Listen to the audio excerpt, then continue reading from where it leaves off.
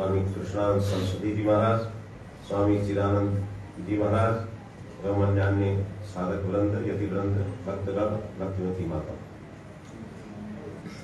जैसा कि देवता प्रतिष्ठा महोत्सव,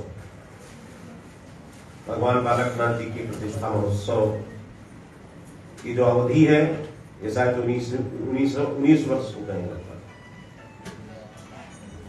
और आप हर वर्ष मना रहे हैं। इसी महोत्सव को लक्षित करते हुए लक्ष्य कर यह सत्संग चल रहा है। अभी आपने पहले सुना तामस भक्ति, सात्विक, राजस और सात्विक। हमें सात्विक भक्ति करनी चाहिए। और जैसा कि कहा, अब एक स्वामी कृष्णानंद जी महाराज ने सुनाया, गुरु की कृपा आवश्यक है, भगवान की भक्ति आवश्यक है। गीता में 11 अध्याय के अंत में कहते हैं, मत कर्म कृण, मत परमः,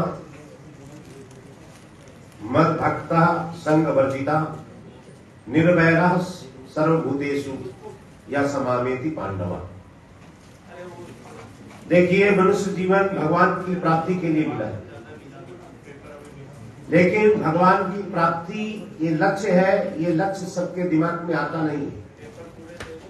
संसार के पदार्थ तो प्राप्त करते रहते हैं, लेकिन भगवान की प्राप्ति दिमाग में नहीं आता कि मनुष्य जीवन का लक्ष्य भगवान प्राप्ति है। वो कैसे आवे? इसलिए रामचरितमानस में कहते हैं, प्रथम भक्ति संतन कर संगा, दूसरी व्रति मम कथा प्रसंगा। इसलिए हम तो निवेदन करेंगे कि प्रथम भक्ति संत।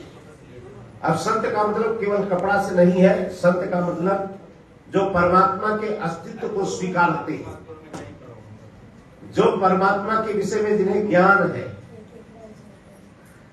शास्त्रों का ज्ञान है, उनको संत कहते हैं। शास्त्रों का जिन्हें ज्ञान है, तो प्रथम भक्ति संतन कर संगा।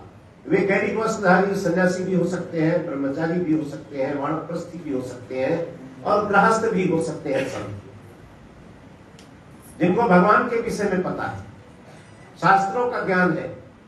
इसलिए ऐसे महापुरुष यद्यपि आज के समय में दुर्लभ है, शास्त्रों का ज्ञान रखने वाले गृहस्थों में भी कम है। ब्रह्मचर्य आश्रम तो प्राय लोप हो गया है। आजकल जो पढ़ाई पढ़ रहे हैं वही कमाने खाने की ही पढ़ाई है। गुरुकुल में वेदाध्ययन बहुत कम रह गया है।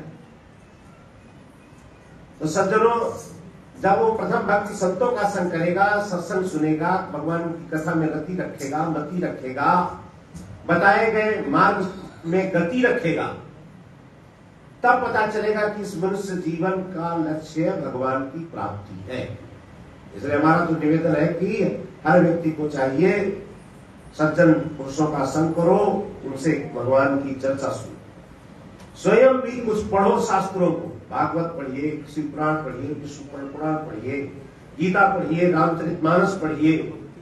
पढ़ते पढ़ते जब बहुकाल करिय सत्संगा, तभी होए संशय सब भंगा।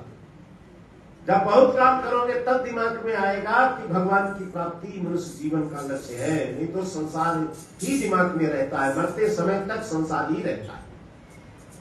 और जैसी मति होती है वैसी गति होती है। फिर तो अपनी गति सुधारना है, मति सुधारना है, तो सज्जनों प्रतिदिन सत्संग पर सुनो, दूसरों से भी, स्वयं भी पढ़ो, तब पता चलेगा कि मनुष्य जीवन का लक्ष्य भगवान की प्राप्ति है। नहीं तो दिमाग में बात आती नहीं। लक्ष्य ही पता नहीं है तो हमारे, जब तक लक्ष्य का पता नहीं होगा तब तक लक्षण कैसे हमारे में घटाएंगे उसमें। जैसे गौ लक्ष्य है,